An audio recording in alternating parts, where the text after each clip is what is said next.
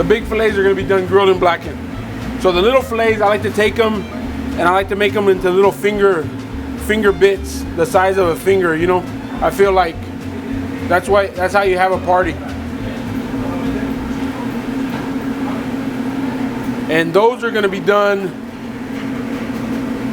in Dirty Al's breadcrumbs.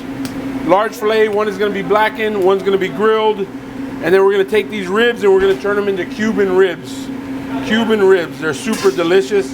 Then we got snapper throats. We're going to do them 3 ways, 3 different ways on the snapper throats. So super simple recipe. I got salt and black pepper, and I roll the ribs in that salt and black pepper mixture. Make sure to get them well coated in the salt and black pepper, and that's it. No breading, no flour, no breadcrumbs, no cornmeal, no nothing. We take the little pieces and we first put them in. We put them in the seasoned flour. This has cayenne and chili powder and garlic powder and all that good stuff in it. Then we take them and we put them in an egg wash. And the egg wash is just egg and water, really, with a little bit of seasoning in it, just to get them sticky again. That was going to Dirty Al's Japanese breadcrumbs, which are already seasoned. This is the same breadcrumbs that we do our shrimp in, and it's not too spicy, it's not too heavily seasoned. It's just a well flavored, well seasoned. A lot of people under season their food. I don't think you can accuse us of that. It's not necessarily spicy. It's not like we cover it with habanero or anything special. We just season it really well. Salt and pepper, cayenne, chili powder. And then these cook really quick. They're gonna go in the fryer at 325. The big fillets, one's gonna get grilled, one's gonna get blackened. Now this is just regular melted butter. It's just to help the coating stick to the fish. So you just massage in that butter. This seasoning, it's got a little bit of cumino in it, black powder, chili powder, cayenne, garlic powder. You can put anything in it, chicken. I mean, we're doing fish. Of course, it loves seafood, but I mean, everybody does. I've had people do fajitas. We do hamburgers in it, so it kind of loves everything. We're gonna go to the grill real quick with this one, and we're gonna season both sides. Same thing, lightly coat on the butter, and then we put a heavy layer of Dirty Al's blackened spice. This is a little more spicy than what you're used to, and I probably wouldn't put this on beef. I know a lot of people do blackened steak.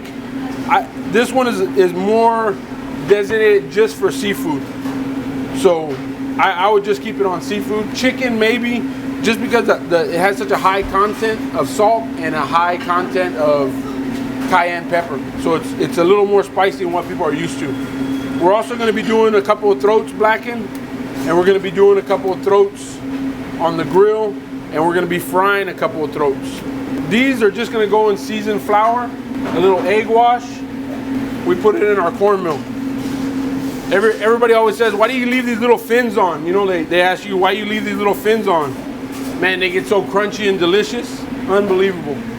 They're super good.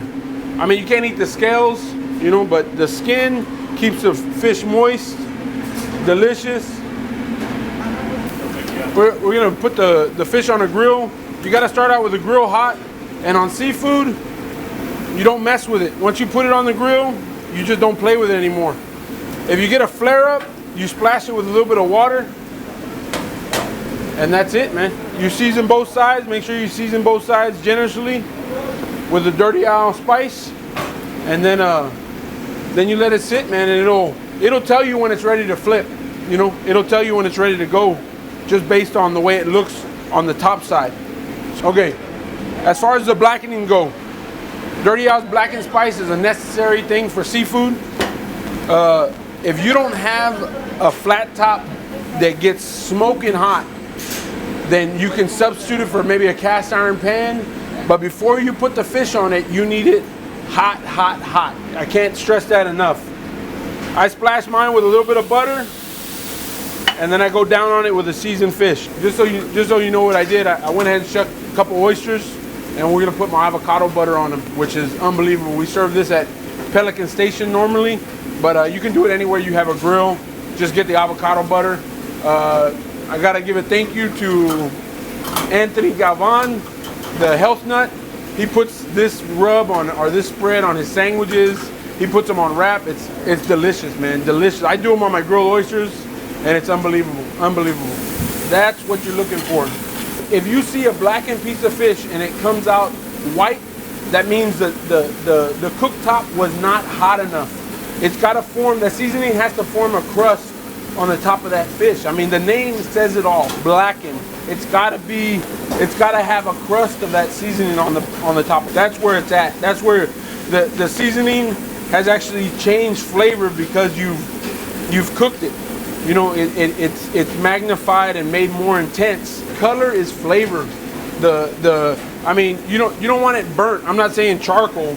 I'm just saying it needs to have color. If you're getting a white piece of fish and it doesn't have any color on it, you didn't get it grilled, you didn't get it blackened, you got it steamed. And if you want it steamed, order it steamed, you know?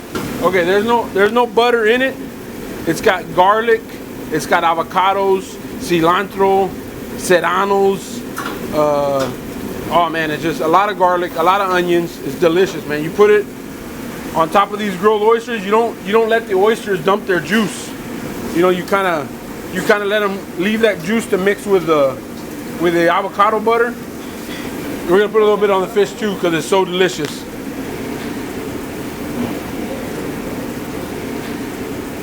The fish is ready to go. A lot of people, they think the fish, it needs to be completely like well done, burned. It isn't chicken. It's not gonna make you sick.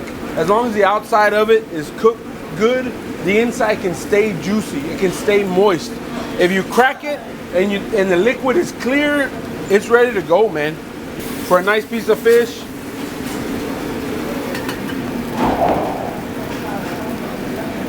that's what you want to see, man. The way we serve these is you serve them real fresh. You put in some fresh slices of tomatoes in there. You put in pickles, a couple of pickles in there. And then you squeeze on a couple of limes. And this one is, it doesn't sound like it's gonna be incredible, but I'm telling you,